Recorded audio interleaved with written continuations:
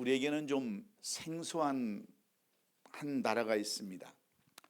저기 남태평양 호주 옆에 있는 조그만한 그 섬나라 나우루 공화국이라고 하는 그런 나라가 있는데, 이 나우루 공화국은 우리나라 울릉도보다도 더 작은 그러한 작은 나라임에도 불구하고 인구는 고작 한 10,000명 정도 되는 그러한 나라입니다. 그런데도 한때 엄청난 부를 누렸던 그러한 나라가 나우루 공화국이에요. 이들은 우리가 잘 아는 그 최고급 승용차 포르쉐에서 나온 램보르기니 이런 것들 타고 벤츠를 타고 BMW를 탈 정도로 그렇게 부강한 나라였어요. 많은 국민들이 비행기를 타고 외국에 나가서 쇼핑을 할 정도로 그렇게 부자 나라를 냈습니다. 그래서 이 나라는 매년 국민들에게 1억 원씩을 줬어요. 1억 원씩을 매년. 그리고 의료비 모든 것 다 공짜로, 주거비 모든 걸 공짜로 주고 세금도 한 번도 받지 않았던 나라가 우리가 잘 아는 나우루 공화국이었습니다. 그 이유는 이 작은 섬나라가 오랫동안 그 철새들이 지나가면서 그 섬에 앉아가지고 똥을 쌌는데, 그 똥이 산호초와 연결돼 가지고 우리가 잘 아는 그 인공석을 만들어 놓은 거예요. 이 인공석은 어디다 쓰느냐면 화학 비료를 만드는 데 쓸 뿐만 아니라 요즘 전기차에 많이 들어가는 그 전기차에 들어가는 배터리를 만드는 그러한 데 쓰는 것이 바로 인공석이에요. 이 인공석을 팔아서 얼마나 많은 돈을 벌었던지 모든 국민들에게 돈을 다 무상으로 주고 그렇게 그들은 잘 살았어요. 그런데 그것을 돈 받다 보니까 이 사람들이 어떤 삶을 살아가느냐, 이제는 인공석을 파는데도 전부 외국인 노동자를 데려다 쓰는 겁니다. 가정부도 다 외국 사람을 쓰고요. 그 다음에 공무원들조차도 다 외국에서 사람을 데려다 쓰고, 이 사람들은 해외로 놀러가고 즐기고 먹고 사는데 그냥 그런 삶을 살아갔어요. 그런데 여러분, 그것이 얼마나 오래 가겠습니까? 한 30년쯤 되다 보니까 이제 자원이 점점 고갈되다 보니까 국고가 점점 줄어들고, 그러다 보니까 다시 가난한 삶을 살게 되는 거예요. 그런데 이미 이들에게는 이 먹고 놀고 즐기는 것이 생활화가 되어가지고 다시 옛날로 들어가서 이제는 음식 만드는 것도 잘 모릅니다. 섬나라임에도 불구하고 어선이 없어서 생선을 사다 먹을 정도로, 수입해다 먹을 정도로 그런 나태한 삶을 살게 되었어요. 그러니까 결국 국고도 이제 자원도 다 고갈되니까 국고도 없죠.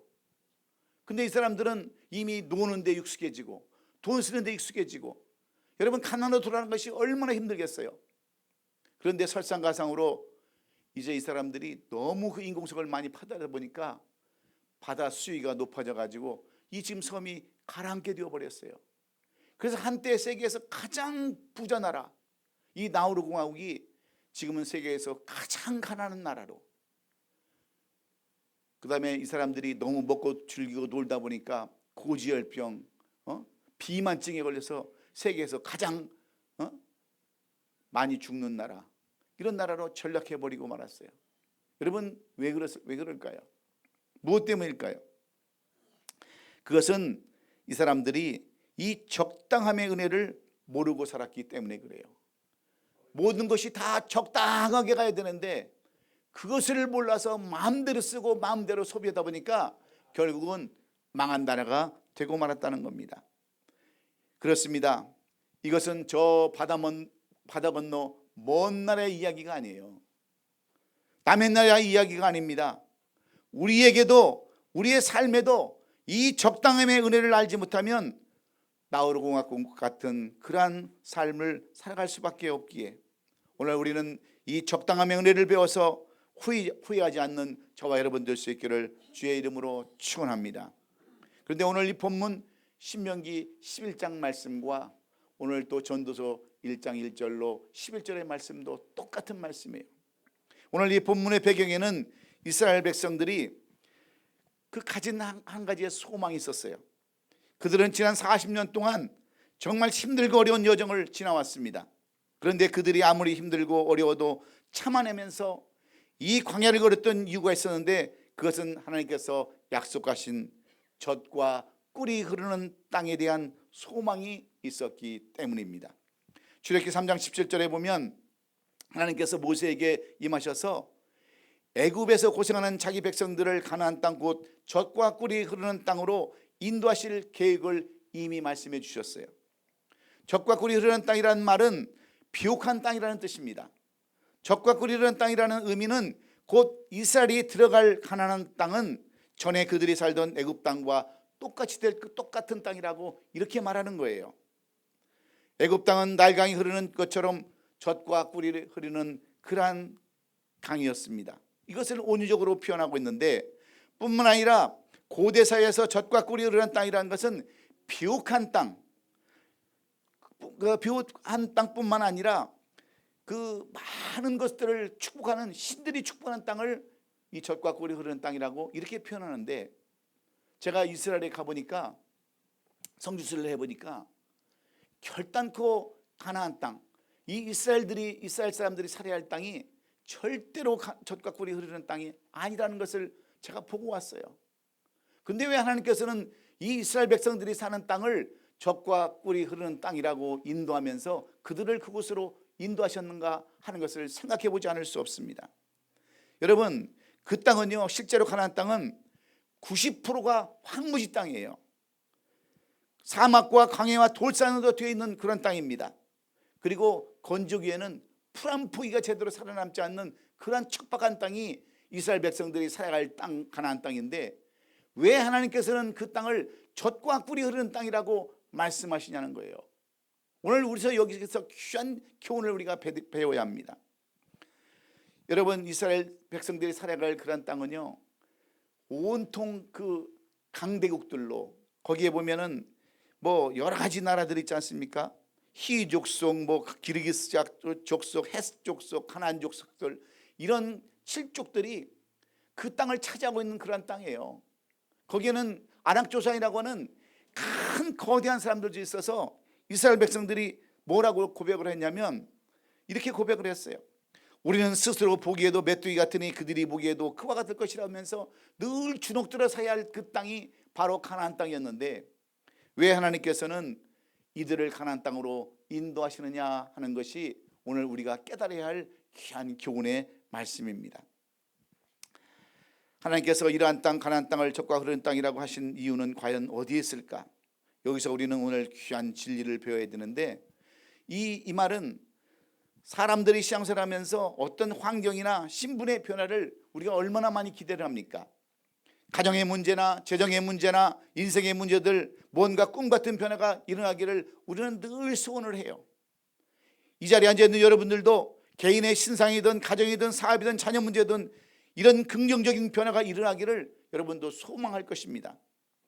그런데 여러분, 신앙생활이 뭡니까? 신앙생활이라는 것은, 신앙생활은 바로 응답이나 응답이는 소망이라는 것이 바로 신앙생활인데, 이 신앙생활이라는 것은 그렇지 않습니까? 우리가 설사 지금은 아니라도 곧 머지않아서 그것이 이루어지기를 바라고 참고 있는 것이 여러분 신앙생활이에요. 그래서 또 그렇게 안 되는 그 신앙생활이라고 해도 틀림이 없는데, 이후에라도 그것이 하나님의 성취되는 것을 믿음으로 바라보는 것, 아직은 이루어지지 않았어도 곧 이루어질 것이라고 믿는 것이 바로 우리의 신앙생활이라는 말입니다. 그런데 우리의 삶을 살펴보면 어때요? 우리가 믿음을 갖고 살아도, 소망을 갖고 살아도 얼마나 힘든 삶을 살아갑니까?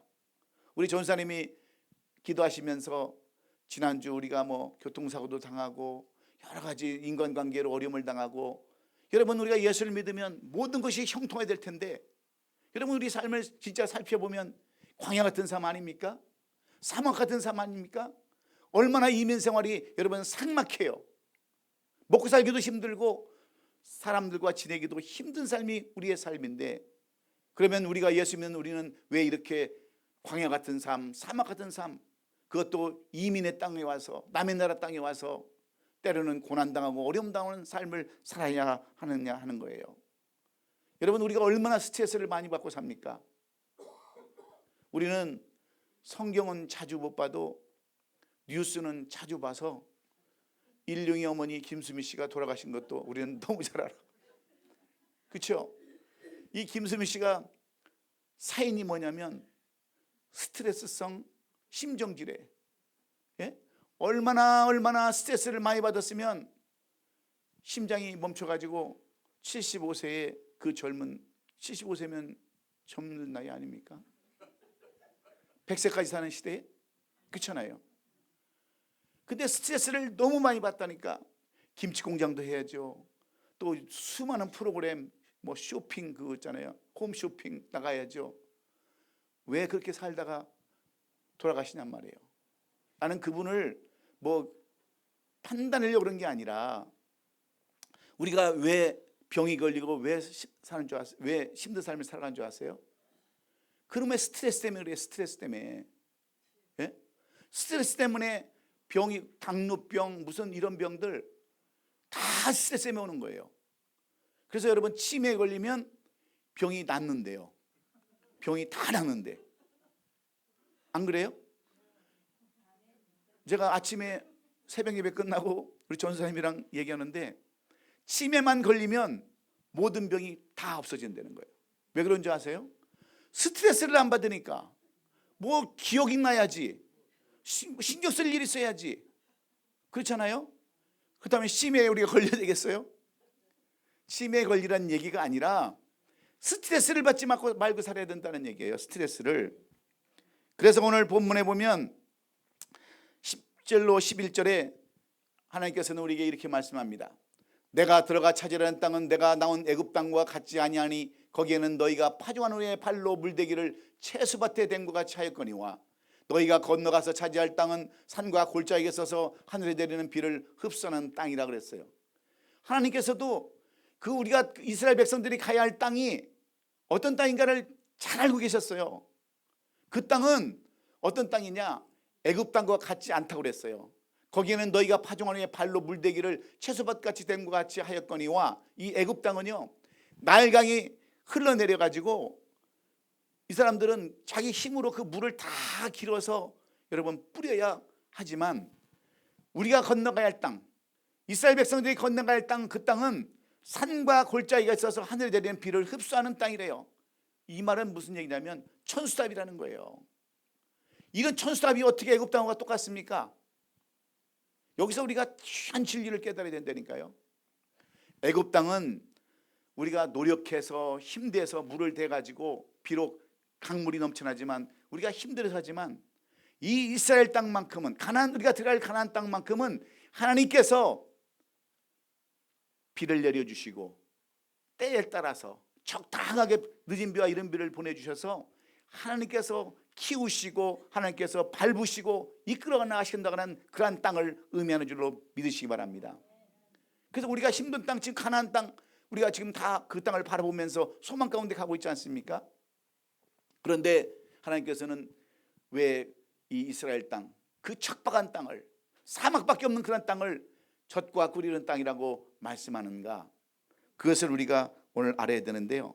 원문에 보면은 이 땅을 갖다가 돌봐주시기에 젖과 꿀이 흐르는 땅이 될 수 있다는 말인데, 여기서 돌봐주신다는 것은 원어로 해석하면 발로 밟는다 그런 뜻이에요. 마치 농부가 발로 밟으면서 농사를 짓는 것처럼 하나님께서 그 땅을 발로 밟으시면서 책임져 주겠다는 얘기예요. 뿐만 아니라 이것을 원어적으로 더 바라보면 어떤 뜻을 갖고 있냐면 샘물이라는 뜻이에요. 샘물. 이 발로 밟는다 그런 뜻은 샘물, 돌봐주신다 그런 뜻은 항상 솟구쳐 나오는 샘물 같다는 거예요. 그러니까 여러분, 사막이 필요 없다는 거예요. 사막이 상관없고 광야가 상관이 없다는 거예요. 그런데 연연하지 말라는 거예요. 하나님께서 때를 따라서 늦은 비와 이른 비로 다 부어주실 건데 뭘 걱정하며 사는 거예요. 중요한 말씀은 우리가 하나님을 절적으로 의지하고 신뢰하는 데 있다고 하는 것을 말씀해 주는 줄로 믿습니다. 그래서 내 하나님 여호와의 눈이 항상 그 위에 있느니라 말씀하시는데, 이 말씀은 눈을 들어 저 가나안 땅을 주목하시고 살피고 보호하신다고 하는 그런 말씀과 똑같은 말씀인 줄로 믿습니다. 그런데 여러분, 놀라운 것은 이 여호와의 눈이 바로 샘물이라는 것을 내가 말씀드렸잖아요. 여호와 눈이 샘물과 똑같다고. 그래서 비가 오지 않아도 좋다는 거예요. 잠시 온 비가 다 스며들고 말라버려도 아무런 상관이 없다는 겁니다.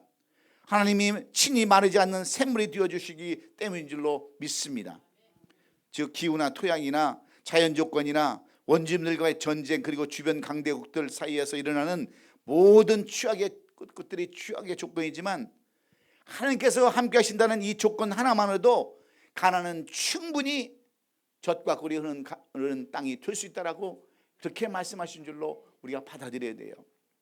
여러분, 우리가 잘 알고 있듯이 지금 러시아와 우크라이나가 지금 전쟁을 하고 있지 않습니까? 그런데 우리가 잘 알고 있듯이 이 전쟁이 지금 3년 동안 계속 지속되고 있습니다. 전 세계는 우크라이나를 선으로, 러시아를 악의 축으로 그렇게 간주하는데, 우리가 인류의 전쟁사를 뒤돌아보면요, 언제나 강자는 침략국이고 침략을 당하는 자는 약자였습니다. 그런데 여기에 항상 정글의 법칙이 여러분 작용을 해요. 지금 우크라이나가 약자면 모든 사람들이 이 우크라이나를 도와줘야 되잖아요. 그런데 사람들이 지금 우크라이나를 도와주고 있습니까? 다 자기 나라의 이익을 위해서요. 보고만 있어요, 보고만. 이 나토도 마찬가지예요. 우리가 개입을 하면 제3차 대전이 일어난다고 해가지고 그냥 사람도 안 보내주고 무기만 보내주고 그냥 구경하고 있듯이 해요. 왜냐하면 지금 소련하고 러시아하고 관계를 맺는 게 이익이겠어요?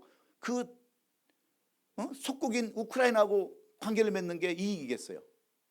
다 자기 나라의 이익을 위해서 거기에 지금 개입을 하는 거예요. 그런데 지금 변수가 생겼지 않습니까? 북한군이 지금 우크라이나로 들어가니까 이거 지금 연합군을 형성을 해야 되느냐 말아야 되느냐, 우리도 무기를 공급을 해야 되느냐 말아야 되느냐 지금 기로에 있잖아요. 그런데 이런 것들을 우리가 보면은요, 참 우리가 전적으로 도와줘야 됨에도 불구하고 다 계산하면서 산다는 거예요. 계산하면서. 이게 지금 세상 돌아가는 일정이에요. 그런데 땅에도 우리가 사는 이 땅도 똑같습니다. 우리가 아무리 노력을 하고 발버둥 치고 살아도 안 되는 일은 안 되는 거예요. 하나님이 우리를 도와주시지 않으면 우리가 아무리 노력하고 똑똑해도 여러분 그것을 이룰 수가 없는 겁니다. 그래서 하나님께서는 우리에게 정말 적당함의 지혜를 얻으라고 얘기하면서 우리에게 요구하시는 것이 있어요. 우리에게 요구하는 것이 있어요. 우리가 무엇을 다 받았을 때도 적당함을 유지하면서 살아가는 것이 가장 지혜로운 것이더라고 말씀하는 내용이 바로 신명기와 이 전도서에 섞여져 있는 그러한 말씀입니다. 그래서 우리가 잘 아는 아굴은요, 잠언 30장 7절로 9절에서 이렇게 하나님 앞에 간구를 합니다. 뭐라고 간구를 하느냐면, 내가 두 가지를 주께 구하였사오니 내가 죽기 전에 내게 거절하지 마옵소서. 곧 헛된 것과 거짓말을 내게서 멀리하옵시며 나를 어떻게 하라고요? 가난하게도 마옵시고 부하게도 마옵시고 오직 필요한 양식으로 나를 먹이시옵소서. 한마디로 얘기하면 적당한 은혜를 달라고 이 아굴은 그렇게 기도를 하는 겁니다. 왜? 내가 너무 많이 주면 교만할 것 같고, 또 너무 조금 주면 비참할 것 같고, 그러니까 적당히 하게 달라고 이 아굴은 그렇게 지혜로운 기도를 하고 있습니다.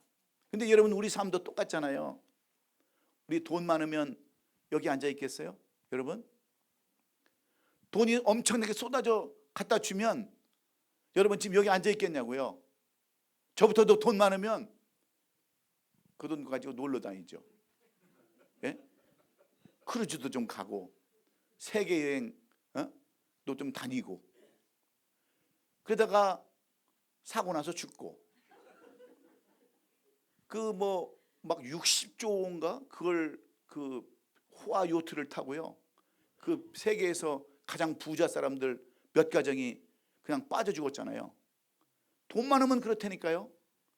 그러니까 돈 없는 것도 때로는 뭐예요? 축복이야, 축복. 돈 많아 보세요. 여기 한국 사람들도 보세요. 한국에 얼마나 많은 사람들이 놀러 가는 줄 아십니까? 엄청나게 다녀요. 비행기 자리가 없어요. 항상 돈이 많아서. 그런데 돈이 너무 없어도 얼마나 사람이 비참합니까? 그래서 이 적당함의 은혜가 너무너무 우리에게도 필요한 거예요. 아멘 안 하시는 분들은 왜 그러십니까? 예? 어떤 적당한 은혜가 받아야 되는데 이 적당함의 은혜를 모르니까, 이 지혜를 모르니까 항상 망하는 자리에, 넘어지는 자리에, 실패하는 자리에 살아갈 수밖에 없는 것입니다. 그래서 이 본문은, 이 전도서 본문은요, 이 적당함의 은혜가 무엇인가를 구체적으로 말씀해 주는 내용입니다. 이스라엘 백성들이 왜 그 가나안 땅에 들어가서도 그 적당함의 은혜를 누리지 못하고 사는가를 이 솔로몬은 지혜의 말씀을 통해서 우리에게 말씀해 주고 있어요. 바로 이 코엘렛이라고 하는 이 전도서는 바로 적당함의 지혜를 우리에게 허락해 주고 있는데, 우리가 이 모든 본문을 보면은요, 이 가장 세계에서 부를 누려봤던, 모든 것을 다 누려보고 모든 것을 다 경험해봤던 솔로몬이 전도서 1장 2절에서 뭐라고 고백하는 줄 아십니까?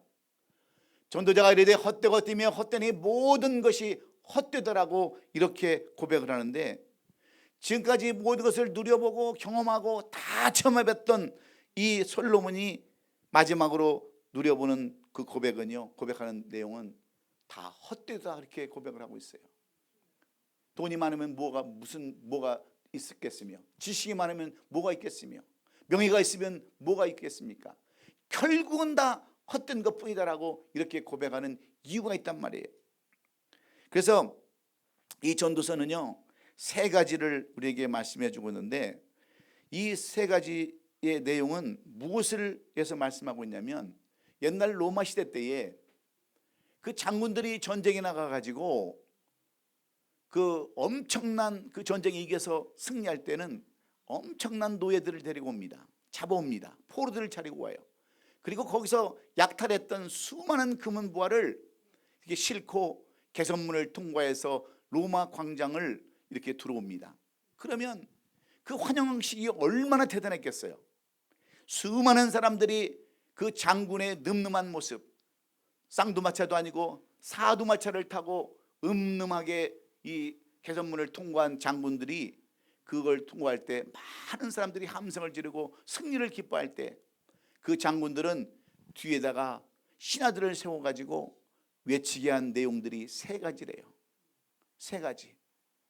그 세 가지를 외치게 함으로 말미암아서 그들은 늘 겸손하고 낮아지고 겸허한 마음으로 적당한 은혜를 그런 받아서 또 나가서 승리하고 또 나가서 승리하고 그런 삶을 살았다고 하는 것이 솔로몬을 통해서 우리에게 주시는 교훈입니다.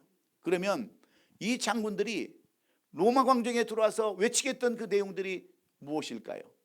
그것을 우리가 오늘 알아야 되는 겁니다. 적당함의 은혜는 과연 어떤 게 우리가 적당한 은혜를 받을 수 있는가? 첫 번째는 인간은 언젠가는 죽는다고 하는 것을 기억하라는 것입니다. 이것이 메멘토 모리예요. 그 노예들을 시켜서 뒤에서 메멘토 모리, 메멘토 모리 이렇게 외치게 만든 거예요. 너도 언젠가는 죽으니까 결코 교만하지 말아라 하면서 외치게 했던 것이 메멘토 모리인데, 여러분 죽음을 기억하라는 거예요. 오늘 본문 14절에 보면 이렇게 말씀합니다. 한 세대는 가고 한 세대는 오되 땅은 영원히 있도다 그랬습니다. 무슨 말씀입니까? 세상은 돌고 돌아서 제자리에 오는데 사람은 결코 돌아오지 못한다. 반드시 죽는다. 그런 말이에요. 그렇습니다. 솔로몬 왕이 헛되고 뛰다가 역사한 가장 큰 이유는 사람은 다 언젠가는 다 죽기 때문에 그래요. 지혜로운 사람도 어리석은 사람도 부자도 가난한 사람도 결국은 다 죽는다는 것을 알고 있기 때문에 이것을 잊지 말라는 거예요. 사람도 결국은 다 죽는다는 것을 알고 있기 때문에 잊지 말라는데, 여러분 그렇지 않습니까? 그 아무리 재물과 권세를 가졌다 할지라도 죽으면 뭐예요? 다 소용없는 거예요. 죽으면 다 놓고 가는 거예요. 그래서 죽을 때 수의 한 벌 입고 가는데 수의에는 뭐가 없어요? 주머니가 없습니다. 주머니가 없어요. 뭘 가지고 갑니까? 빈손으로 공수래 공수거예요. 그래서 오늘 솔로몬이 전서 1장 2절에서 헛되고 헛되더니 모든 것이 헛되더라고 이렇게 고백하기에 이 솔로몬은 우리에게 교훈해 주는 거예요. 정말 적당함의 은혜를, 적당함의 지혜를 배우기를 원하거든 이것을 잊지 말아라. 다시 한번 따라서 하십시다. 메멘토 모리. 예, 여러분 항상 죽음을 기억하세요. 그러면 우리는 적당한 은혜를 누리면서 지혜를 배우면서 살아갈 수 있는 줄로 믿습니다. 우리의 인생도 끝이 있고 심판이 있다고 하는 그러한 지혜를 배우는 저와 여러분이 될 수 있기를 주의 이름으로 축원합니다. 두 번째는 늘 겸허하라는 거예요. 겸손하라는 거예요. 그것이 무슨 말인 줄 아십니까? 그 뒤에서 그 신하들이 라틴어로 뭐라고 그랬냐면 아모르 파리. 따라서 한번 해봅시다. 아모르 파티. 아모르 파티. 여러분 김연자가 불렀던 노래가 바로 아모르 파티예요. 예? 이것은 뭐냐? 운명을 사랑하라 그런 얘기예요. 운명을 사랑하라. 뭐 이거 찬송도 부르면서 김연자 노래를 들으면서 뜻도 모르고 아모르 파티가 뭐야? 운명을 사랑하라는 뜻이에요. 운명을 사랑하라. 운명을 사랑하라. 내 운명을 사랑하라는 거예요. 그런 사람들이 어떻게 되느냐? 적당한 은혜를 누리면서 적당한 은혜의 지혜를 구하면서 살 수 있다고 하고 오늘 본문 8절은 이야기합니다. 모든 만물이 피어나는 것을 사람이 말로 다 할 수 없나니 눈은 보아도 족함이 없고 귀는 들어도 차지 아니하는도다. 사람이라는 동물은요, 눈으로 보아도 족함이 없고 귀로 들어도 마음에 차지 않는다. 한마디로 욕심 가운데 살아갈 수밖에 없는 것들이 바로 우리 인간 동물이라는 거예요. 우리 다 욕심 가운데 살아갑니까? 욕심 가운데 살아가니까 그냥 남을 갖다가 막 헐뜯기도 하고 그렇죠. 욕심이 없으면 왜 헐뜯습니까? 예? 욕심이 있으니까 막 일도 하고 욕심이 있으니까 살죠. 욕심 없으면 살 수 있겠어요? 근데 욕심이 지나치다는 거예요. 지나치다는 거예요. 그래서 솔로몬 왕은 이처럼 헛되다고 고백하는데 여기에 또 다른 이유는 사람이 능력이 있어서 노력한다 해도 노력의 대가를 다 보상받지 못하고 아무리 선하다고 해서 좋은 결과를 얻는 것이 아니기 때문이라는 거예요. 똑똑하다고 해서 돈을 많이 버는 것도 아니고 지혜롭다 해서 권력을 얻는 것도 아니고 아무리 잘하는 인생이라도 재앙의 날이 홀연히 임하면 순간에 나락으로 떨어지는 것을 알았기 때문에 솔로몬은 헛되다 헛되고 헛되다 이렇게 고백하는 것입니다. 그렇습니다. 여러분 우리에게는 사람이기 때문에 항상 욕심이 그냥 늘 이렇게 솟아나요. 그래서 욕심이 잉태한 즉 죄를 낳고 죄가 장성한 즉 사망을 낳는다라고 말씀하는 이유가 바로 여기에 있는 겁니다. 여러분 우리가 적당함의 지혜를 배우면요 욕심을 버릴 수가 있어요. 그 욕심을 어떻게 우리가 버립니까? 버릴 수가 없는 거예요. 욕심을. 저도 그냥 교회가 한 2,000명 되기를 얼마나 제가 바라겠어요. 다 욕심에 욕심. 욕심을 내려놓으니까 한 명이 오면 1,000명이 온 것 같아요. 욕심을 내려놓으니까. 그리고 욕심을 내려놓으면 마음이 편해지는 거예요. 스트레스를 안 받아요. 근데 그놈의 욕심 때문에 그냥 2잡, 3잡씩 막 4잡씩 뛰다가 병들어 죽고 맞아 죽고 차에 깔려 죽고 막 사고 나서 죽고 얼마나 그런 사람을 많이 사냔 말이에요. 여러분 우리가 오늘도 적당한 은혜를 받으려면 여러분 늘 겸손한 삶, 겸허한 삶을 살아가기를 주의 이름으로 축원해요. 가졌으면 얼마나 많이 가졌고 배웠으면 얼마나 많이 배웠겠어요. 다 종이 한 장 차이에요. 종이 한 장. 그렇잖아요. 저는 대학 나오고 대학원 나오고 박사까지 했어도 못 살고 못 먹고 사는 사람 수특이 많이 봤어요. 초등학교밖에 안 나오고 중학교밖에 안 나온 내 친구들은 아파트가 세 채씩 네 채씩 있는 것도 봤어요. 많이 배웠다고 부자 되는 거 아니에요.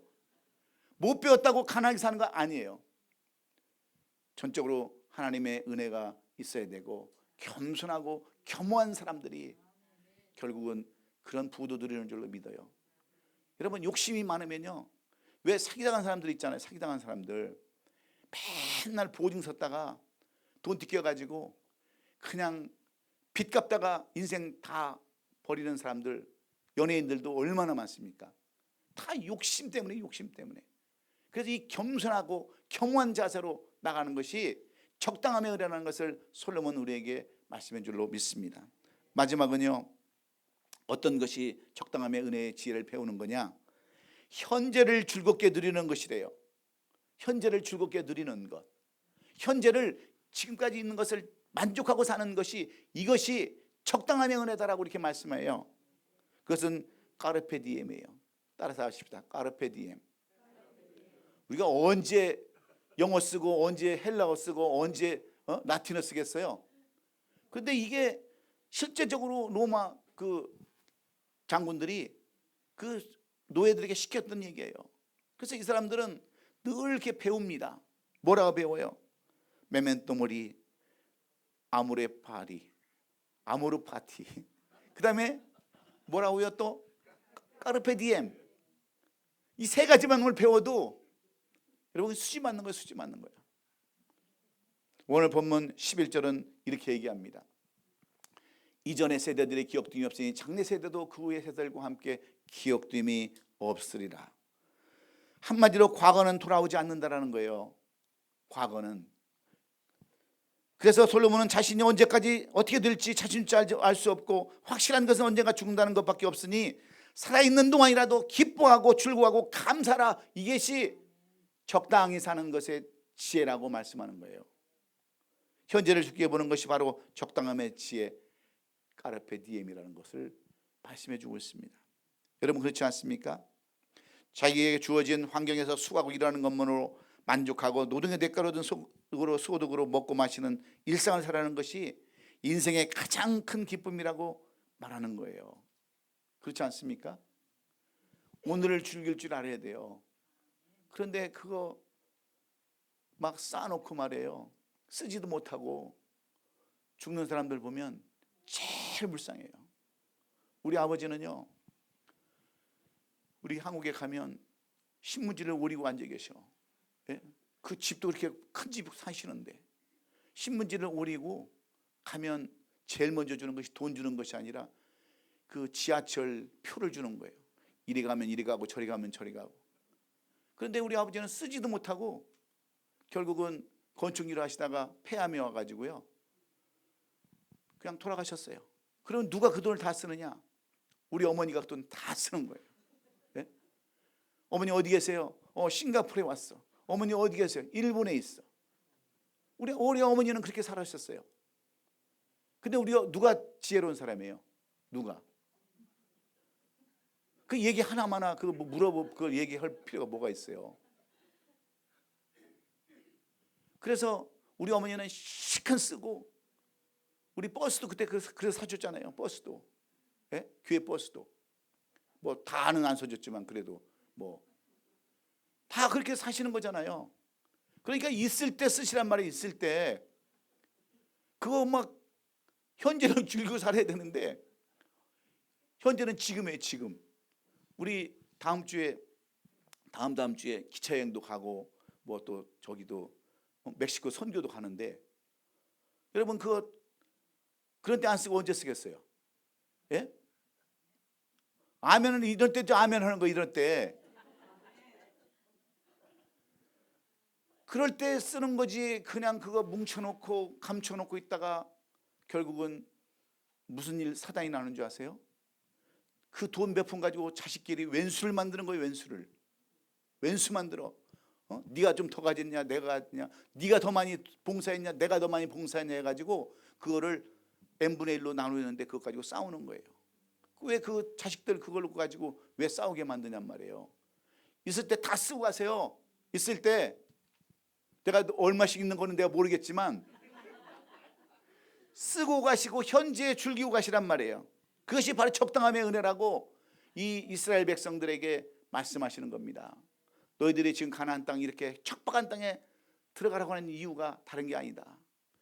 하나님께서는 적당함의 은혜를 베풀어 주셨으니까 늘 죽음을 기억하고 늘 겸손하며 현재를 즐겁게 살아라. 그것이 가나안 땅, 비록 척박한 땅이지만 그 땅에서 너희는 행복을 누릴 것이다라고 이렇게 말씀하는 줄로 믿습니다. 사랑하는 성도 여러분, 이 한 주간 승리하기를 원하십니까? 이 세 가지 꼭 기억하시고, 아무리 힘들고 어려워도 우리의 땅이 척박한 가나안 땅 같다 할지라도 이 적당함의 은혜를 함께 누리면서 승리할 수 있는 저와 여러분 되시기를 예수님의 이름으로 축원합니다.